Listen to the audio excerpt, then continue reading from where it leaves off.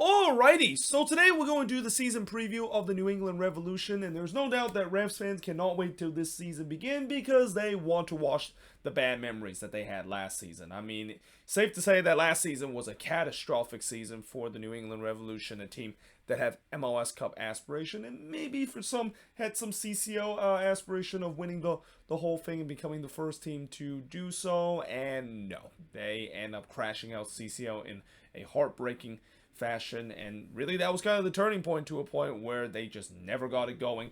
A lot of underachieving that went on, and they miss out on the playoffs, finishing 10th in the Eastern Conference with a 10-12-12 record and finished with 42 points. And I think coming into the season, there's no doubt that they're going to be better heading into this season. I mean, when you look at the roster, it's definitely a roster that can compete in the Eastern Conference, but as we'll talk about a little bit later, is it good enough with the way that the Eastern Conference is going to be very strong this season? There's going to be a lot of good teams in the East. Is the roster that they have going to be good enough against some of these Eastern Conference teams that have clearly improved heading into this season? But that being said, in the last 5 seasons, as I mentioned, last season a total failure, finishing 10th place with 10-12-12 record and finished with 42 points, and obviously did not make it to the playoffs. But in 2021, it was a record-breaking season, not only for the Revs, but for the league in general, with them not only winning the Supporters Shield with a 22-7-5 record, but they finished with 73 points. That's the most that any team has ever had in the regular season.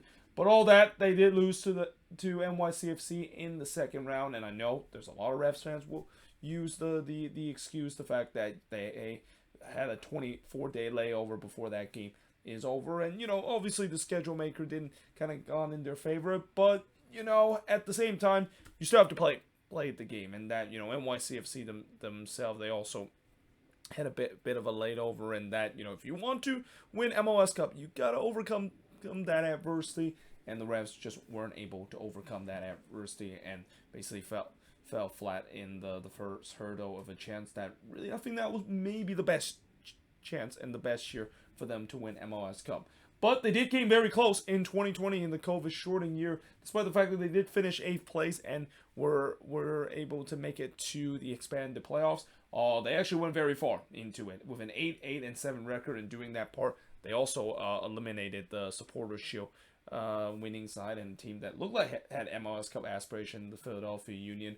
And as I mentioned, they finished with 32 points with an 8-7 record, but they did lose on the final hurdle in terms of reaching MLS Cup, losing to the Columbus Crew, and eventually MLS Cup champion Columbus Crew, that is.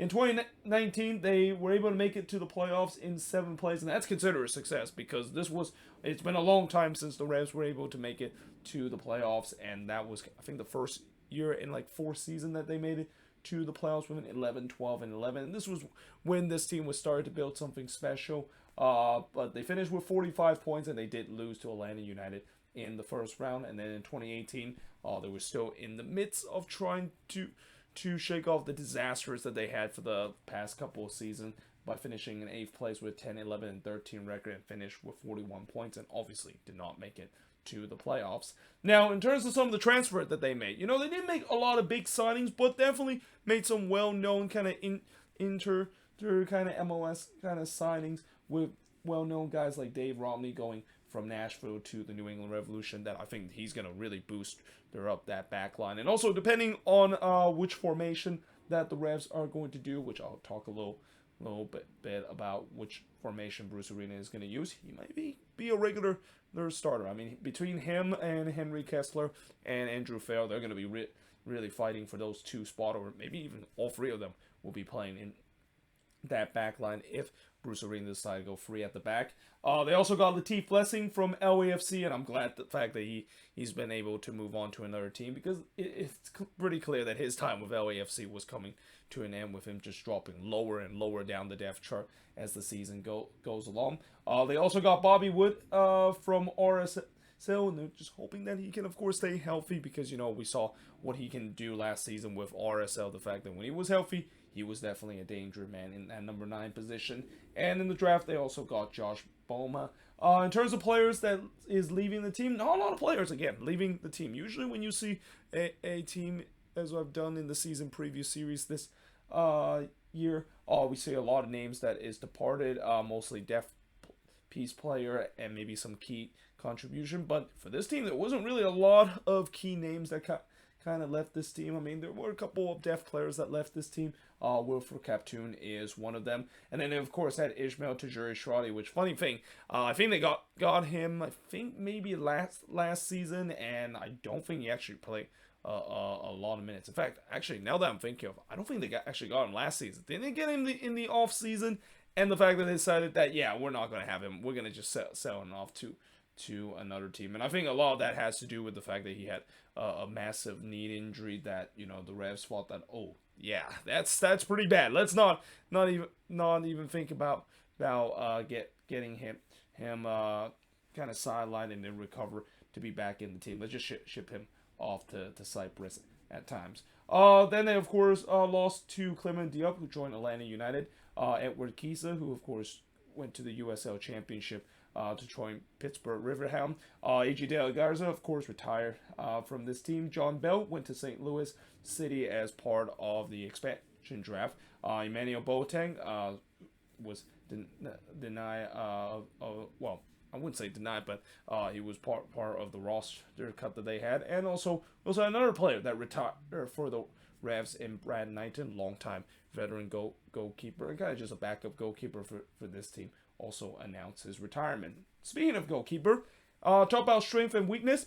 One of the strength is definitely their goalkeeper. I mean, I think Georgi Petrovic, if he can put up the number that he had last season, there's no doubt he's going to be in running for goalkeeper of the year. Like, again, I think the Revs are very blessed. The fact that they were able to go from Matt Turner to Georgi Petrovic. And, for a long time, I think throughout the season, when I talk about Petrovic stepping in, there was a question, can he step it into the massive shoe that Matt Turner was able, or Matt Turner that basically left for Arsenal? And not only the fact that he filled that shoes, but it's almost kind of like they didn't really miss Matt Turner at all. I mean, the quality that Georgi Petrovic brought is almost at the similar level that Matt Turner is, and dare I say, maybe even better than the quality that Matt Turner brought to this team. And, again, it's not often that of course, has happened where you can replace one star player and get another one, and he is just equally as good as the player that replaced. But, yeah, Revs fans are pretty happy that at least their goalkeeping position hasn't been it's not going to be an issue. And that, again, Petrovic, if he had the season that he had last year, he's going to be in running for goalkeeper of the year. And then, of course, the number 10 spot, Carlos Gil remain as one of the best number 10 in the league. And now there's an interesting fact that, there could be a case that we could see both Gil brother play together. I mean, we have seen brother kind of tantrum in MLS before. We see the Chara brothers, the Rodon brother playing, and for a while we also saw the Nealis brother playing together. Well, actually, not for a while. They actually are playing together now. Well, actually, if I'm thinking about it, yeah, both of them are actually with the New York Red Bulls. I was thinking about another Red Bulls, and that is. But yeah, there's no doubt that is definitely the strength of this team. Now, the weakness of this team, when I look at this team, there really isn't a lot of weakness. I think the one big weakness that I will highlight with this team is the number 9 position. And the reason why I say that is because there is a big question in terms of that number 9 position, and that kind of perfectly transitioned me into the free big question of this team as that it involved in that number 9 position, and that is which striker we're going to see up front. Are we going to see Veroni or Bo be the starter of this team, or do Bruce Arena decided to go with the 2-striker system? And that also kind of transitioned to my second big question of this team, is the fact that what kind of formation is Bruce Arena going to go? Now, if he's going to go with a 2-striker system, are we going to see kind of a 4-2-2, or not 4-2, 4-4-2 kind of formation, or a 3-5-2 formation, as I aforementioned, the fact that Bruce Arena might go free at the back. He might put Kester, Farrell, and Romney all together, and then the 2-striker up front, we can see Veroni and Bo. But then the problem with that formation is that, Carlos Gil, for a long time, he's been more comfortable in terms of playing not only that number 10 role, but kind of just playing centrally and be that playmaker. And it makes sense. I mean, when you're a playmaker like Carlos Gil is, you want to play that position and play that area where you can, of course, orchestrate the offense and basically spray the ball to your teammates. That led to different chances, and Carlos Hill probably the best one to do it, or arguably the best one in the league in terms of dealing that. And if you decided to go with a two-striker system, then that kind of neglect what he wants to do. So if you decided to not go with a two-striker system, and if Bruce Arena is going to just roll out his traditional 4-3-2-1 kind of formation, well, is it going to be Veroni or is it going to be Bo that's going to be playing? Because you know that as much as some say that, well, why don't you just put one of them on the winger position? No, that did not work last season. I mean, you saw last season, I think there was time where Gustavo Bo was playing in the wing position alongside with that Buksa before he left, and that did not work out whatsoever. So yeah, I think it's kind of the same case with Veroni too. He's never really been a natural winger too, so I think that means that you just kind of had to choose one of them, and it also really kind of depends on form too, because last season, yeah, it was not a great season for Gustavo Bo, and partially maybe he's been battling with injuries, but yeah, he's been kind of hitting a bit of a decline ever since he really break into the form of this Revs team when he was signed a couple of years ago. And then Veroni, a guy that, again, I'm going to get, just like what I said about Rigoni with LAFC, or not LAFC, I'm sorry, Austin FC, that is. I'm going to give Veroni a benefit of the doubt, the fact that he just came into the league. You're going to see some even those big name player coming down in Argentina, or in this case with Veroni being Italian.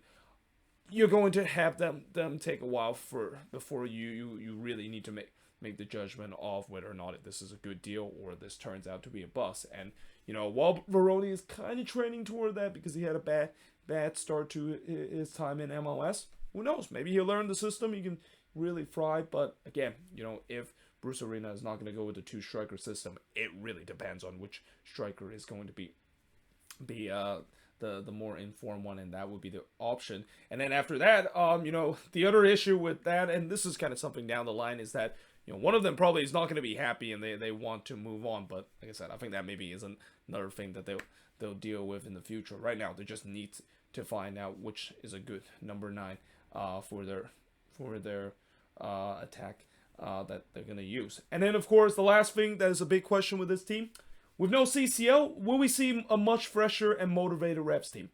I think so. Again, I think that CCL run not only mentally drained this Revs team, but, as I mentioned in the beginning of this video, that loss against Pumas in the CCL, I think in the quarterfinal, in that second leg where they lost in the penalty kick shootout, that was a big turning point. That was really a point where you can see this team took a very long time to trying to recover that, and it's rightfully so that I don't blame them for taking a while to recover that, because that's a loss that it's hard to recover in just like one or two games, especially with the way that the Revs play very well against Pumas in the first leg, and then in the second leg it just pretty much went all downhill. So yeah, again, for this team, there's no doubt that this time at least they don't have that burden and adversity that they had to overcome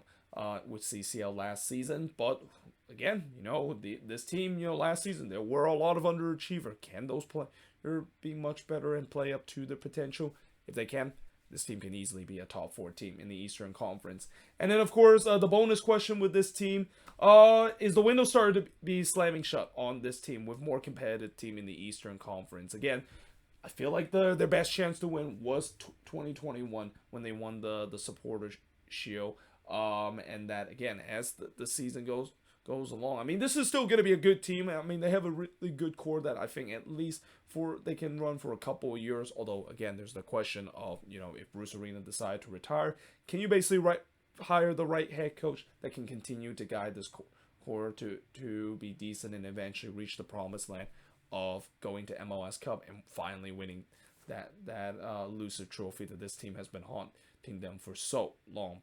So, I mean, that's going to be a big question. And again, with the way that there's been a lot of good teams in the Eastern conference this season, and especially teams that have upgraded, and with the fact that the Revs pretty much are playing the same starting 11 with a couple of minor pieces adding into it, it's going to be interesting to see can they still compete at the highest level this season. But there you have it. That is pretty much it for my season preview of the New England Revolution. If you're a Revs fan, let me know in the comments below, what do you think is your strength, the weakness, and also the free big question facing this team for this upcoming season. But until then, hope you guys enjoyed this video. If you do, make sure you guys leave a like, smash the subscribe button, and yeah, I of course will see you guys next time.